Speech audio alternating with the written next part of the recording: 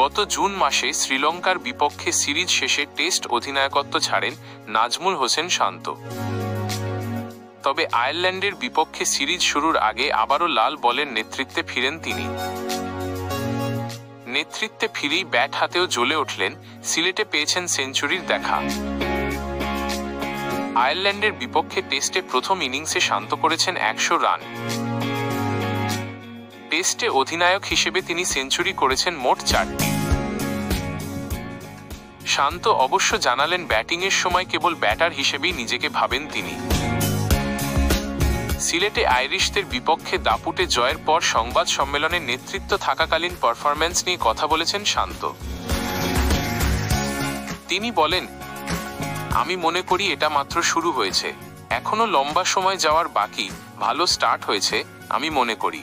আমি সবসময় যেটা বলি যে আমি ব্যাটিংয়ের সময় একজন ব্যাটসম্যান হিসেবে খেলতে পছন্দ করি। আমার ভেতরে একবারের জন্যও মনে হয় না যে আমি ক্যাপ্টেন হিসেবে খেলছি। চিন্তা করি যে কিভাবে একজন ব্যাটার হিসেবে অবদান করতে পারি, ওইটাই আসল ফোকাস থাকে। আর যখন ফিল্ডিংয়ে থাকি তখন আমি ক্যাপ্টেন হিসেবে আমার যে দায়িত্বগুলো আছে সেগুলো আমি চেষ্টা করি পালন করার। অধিনায়কত্ব হারিয়ে কেমন সময় কেটেছিল শান্তর?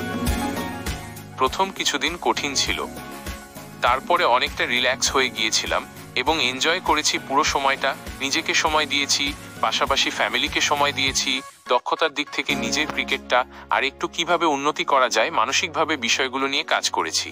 কিন্তু আমি মনে করি যে ওই সময়টা আমার খুব ভালো কেটেছে।